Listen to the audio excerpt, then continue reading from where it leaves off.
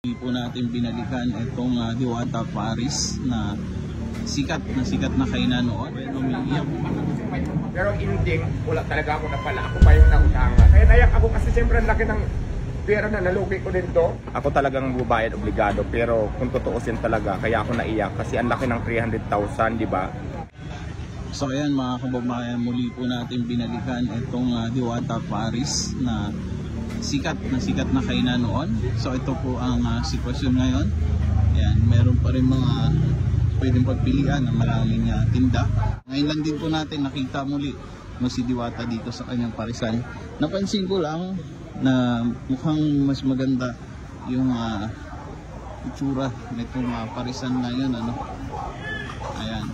So sa ngayon, dahil linggo, wala pa tayo gaano mga tao na kumakain, pero as usual no, sa mga karinderya na nakikita natin, marami na rin po yung ganito karaming tao. So mamaya mga alas 12, tignan natin kung gaano pa kadami.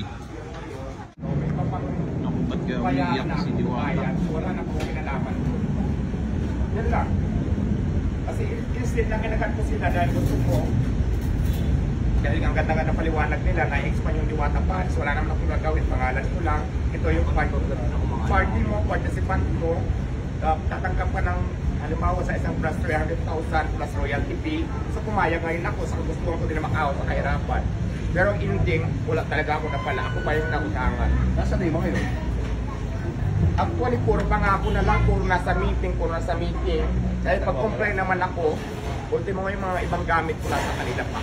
So, hindi ko alam kung taga saan talaga yung lugar nila kasi lumapit lang naman yan dito sa akin o kasagsagan ng trending ko.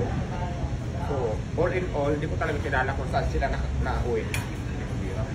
So, yun lang. Awareness lang ko sa lahat. Dahil, ako ang babayan, di ba? Hindi ko naman talaga pinakinabangan. So, ako pa yung imbes na kumita ako pa po yung parang nagrabyado sa bandang huli. So, yun lang. Kaya naiyak ako kasi siyempre ang laki ng pera na nalugi ko din to. Pwede mo yung 300,000 na babayaran ko pa yung plus yung minarampa nila. Tapos ibang gamit ko pa. So, pinag-ipunan ko lahat yun. Yun lang. Diwata, oh, nakita natin dito. Then tatanungin natin kasi kanina nakita natin umiyak si Diwata nung ini-interview ni Julius Babaw. Diwata, ano yung dahilan nung pag-iyak mo nung kasalukuyang ini-interview ka ni Julius Babaw?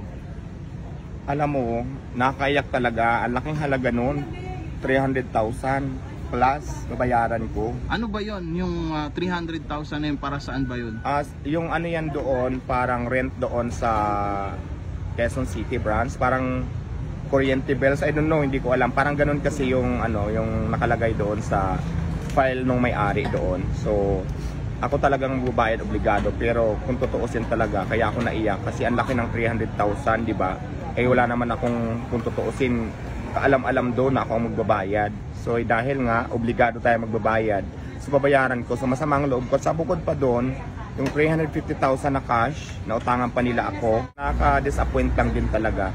Kasi diba, wala nang akong kinita doon sa parisan ko, sa lahat ng mga nagbukas, nautangan pa ako at magbabayad pa ako. Sobrang sakit para sa akin kasi hindi naman ako mayaman, di ba? Hindi ako mayaman, alam niyo naman yung journey ko sa buhay. So, parang nagsikap lang ako, kaya parang ganun. So yun yung reason bakit ka napaiyak? Oo, naiyak ako, natouch lang ako. Ayun. Okay. So, thank you.